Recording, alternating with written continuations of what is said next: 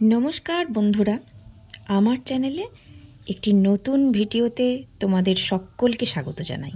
আশা করছি তোমরা খুব ভালো আছো, আমিও খুব ভালো আছি। আজকে দুপুরবেলা, এখন বাজছে 1:15। আমার গ্রামে শ্মশানে মা কালীর পূজা উপলক্ষে নরনারায়ণ সেবা হচ্ছে। বহু মানুষের সমাগম হয়, আমরাও সেখানে যাচ্ছি। তো তোমরাও এসো আমার সাথে। আমার মেয়ে তার ঠাকুমাকে নিয়ে আগেই চলে গেছে স্কুটিতে করে। আমি আর শুভশ্রী হাঁটতে হাঁটতে যাচ্ছি। বাড়ি থেকে বেরিয়েই আমি ভিডিওটা স্টার্ট করেছি আমার বাড়ির সামনে থেকে।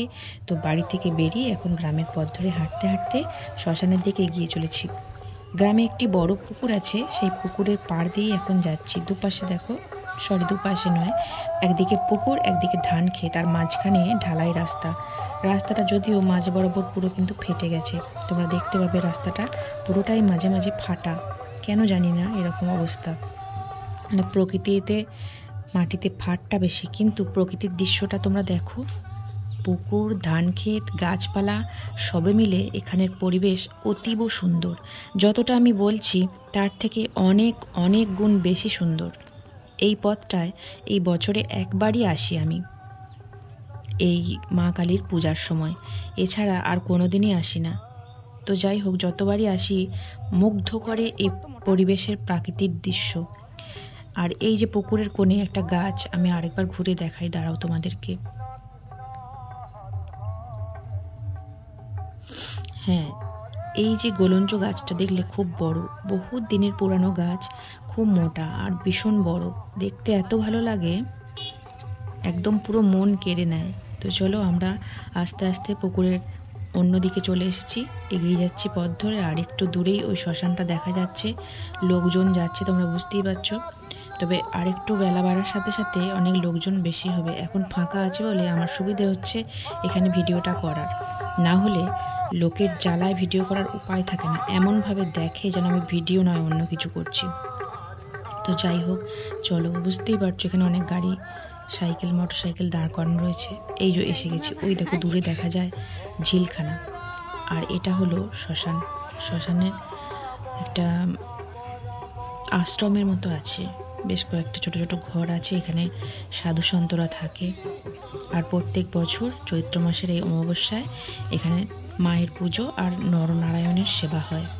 সেই উদ্দেশ্যে এসেছি, খুব ভালো লাগে আমার এরকম কোনো অনুষ্ঠানে আসতে। তো চলো এগিয়ে যাই। ভিতরে ঢুকেই মেয়ে জায়গা ধরে খাবার নিয়ে বসে আছে, আমাকে অগত্যা যে বসে পড়তে হলো। চারদিকটা ঘুরে যে দেখাবো তার সময় হলো না, ভাবলাম খেয়ে দিয়ে একটু দেখাবো। তো মেয়ে ডাকছে, তো চলে গেলাম। চলো বসেই পড়ি, আগে খেয়ে নেওয়াই যাক, দেখছি পরে যদি ভিডিওটা করা যায়। তো আমি এখন বসে পড়েছি। আরও আশেপাশে দেখো অনেক মানুষ বসে খাওয়া দাওয়া করছে। এটা আমি বসে বসেই ক্যামেরাটা করলাম, যতটুকু সম্ভব হয়েছে দেখাইছি। তবে এখন সবাই কিন্তু 1:30 বাজছে। আমি জানি এরপর অনেক অনেক বেশি লোক হবে, তাই মেয়ে বললো না, আগে খেয়ে নাও, না হলে পরে কিন্তু সেই মারপিট করতে হবে খাবার জন্য। কোনো ঠাকুরতলায় গিয়ে আরও অনেক মানুষের সাথে মাটির উপর বসে শালপাতায় খিচুড়ি খেতে আমার এত ভালো লাগে, বলে বোঝাতে পারবো না, বলে বোঝানো যায় না যে এটার মধ্যে কি ভালো লাগা আছে।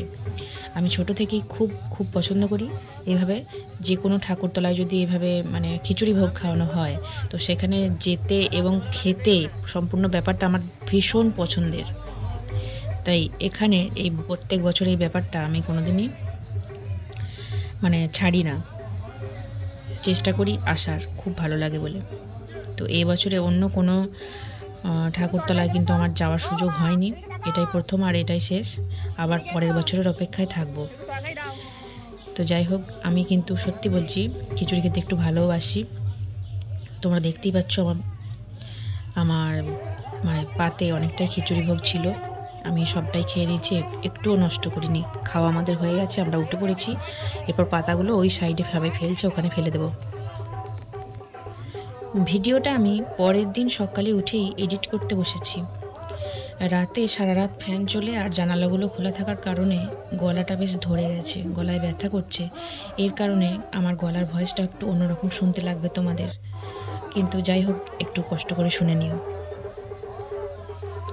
খেয়ে ভাবলাম একটু এদিক ওদিক ঘুরে আর একটু বেশি করে ভিডিও করব, কিন্তু মেয়ে দাঁড়াতে চাইলো না। মেয়ে বলল, ওই যা করেছো ওতেই হবে, চলো চলো বাড়ি চলো। প্রথমে আমি যে পথ দিয়ে আশ্রমের ভেতরে ঢুকলাম ওই পথের পাশেই এই সাবমার্শাল থেকে জল পড়ছে, এখানে সবাই হাত ধুচ্ছে, আমরাও এসে হাত ধুয়ে নিলাম।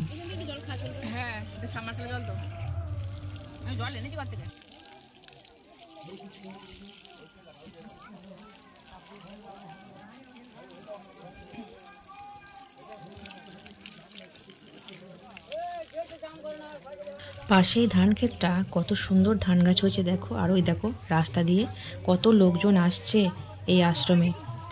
সকলের উদ্দেশ্য কিন্তু একটাই, ঠাকুরের ভোগ খাওয়া। তো চলো, আমাদের খাওয়াটা কমপ্লিট হয়ে গেছে, এরপর কিন্তু আমরা বাড়ির মুখে রওনা দিচ্ছি। দেখো পিছনে পড়ে রইল আশ্রম, আমি আর মেয়ে এগিয়ে চলেছি সামনের দিকে, আর আমার শাশুড়ি মা আর শুভশ্রী রয়েছে আমাদের পিছনে। এই তো দেখতে পেয়েছো সকলের মুখগুলো, আর শুভশ্রীর মুখে হাসি তো লেগেই থাকে, এই দেখো। তো যাই হোক, আশ্রমকে পিছনে ফেলে রেখে আমরা এগিয়ে চলেছি আবার আমাদের বাড়ির দিকে। দেখো কত লোক আসে যাচ্ছে। সবসময় ক্যামেরা করা সম্ভব হয় না, আমি গ্রামে বাস করি। ক্যামেরা করলেও এরা এমনভাবে দেখে, না জানি কত বড় জঘন্য অপরাধ আমি করে ফেলেছি।